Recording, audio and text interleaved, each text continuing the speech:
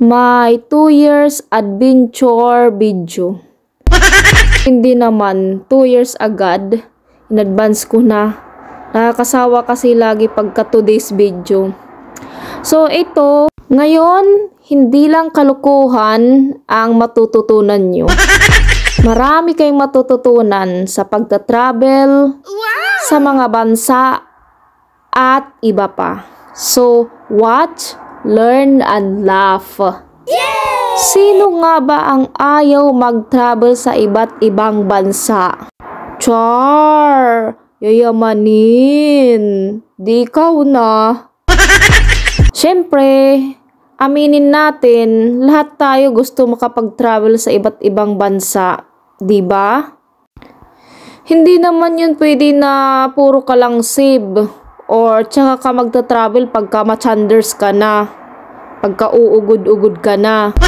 Ngayon, habang bata ka pa, enjoyin mo. Bawat lugar, bawat segundo, bawat oras ng buhay mo.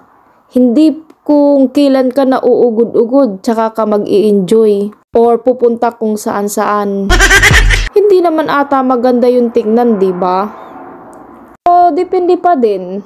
Para sa akin, mas maganda pa rin mag-travel na yung kayang-kaya mo pa.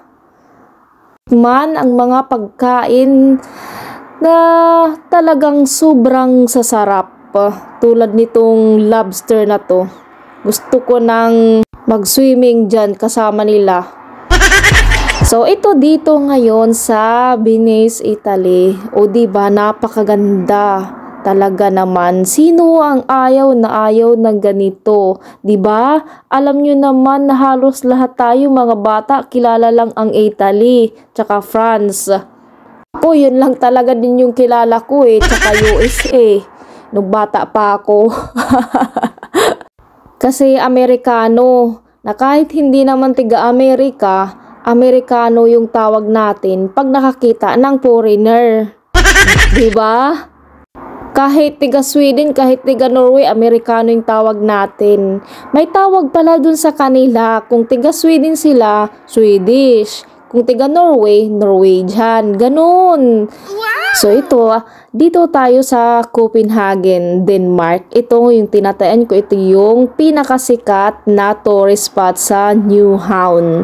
Alam ko naman na ito ang kilala. Dito ka din makaka-experience ng lahat ng weather sa isang araw. Nag-snow, nag-frozen, na talagang frozen na frozen, umulan ng sobrang lakas. Na alam nyo yung hangin na sumisipol-sipol pa. At nag-summer, umaraw ng bonggang-bongga. Yun, dito ako naka-experience ng lahat ng weather sa isang araw. Saan ka dun? Tingnan nyo tong tibuli na napakakulay at by season ang kanilang dekorasyon. Wow! Super wow talaga. Sa pagta-travel mga loves, tandaan nyo to. 1 week before ng travel nyo, dapat lagi kang nag-check sa email mo sa mga bagong update kasi paiba-iba ang airline para maiwasan nyo yung mga nangyari sa akin. Sa pagta-travel na ito mga loves, talagang ang dami kong natutunan sa totoo lang.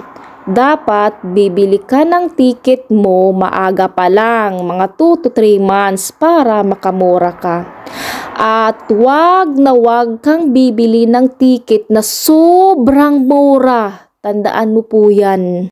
Kasi doon ka tatagain sa mga bagahe at iba't iba pa. Imbis na makakatipid ka, hindi, nag-double-double ka ng gastos. At ang iyong flight ay maaga tapos ang balik madaling araw.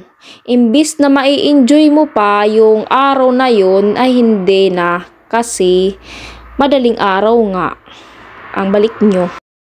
Ang mga taxi ay mahal pagkagabi. At syempre, pagkauna mo pa lang sa bansa na yun, mangangapa ka talaga. Lalo na kapag wala kang internet. Kaya di baling medyo napamahal ka sa ticket mo kesa nagdoble-doble ka. Pag connecting flight ka naman, dapat 2 to 3 hours ang gap ng oras. Kasi malaking posibilidad na pag isang oras lang, baka hindi mo makuha yung last na airplane na sasakyan mo. Sarap din talaga mag-travel pag marami kayo. Ito yung travel experience ko na napakasaya, nakaka-stress minsan, pero best experience pa rin syempre. Wow! Tingnan nyo tong Eiffel Tower sa Paris. Ang ganda, diba?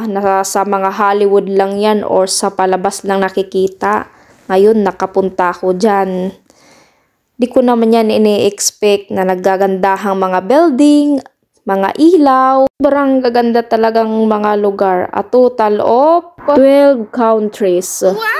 At the age of 32. At makakain sa iba't ibang restaurant, iba't ibang mga putahe. Wow! Siyempre, hindi ko din yan magagawa kung hindi ako nagbanat ng buto, kung hindi ako nagpakahirap.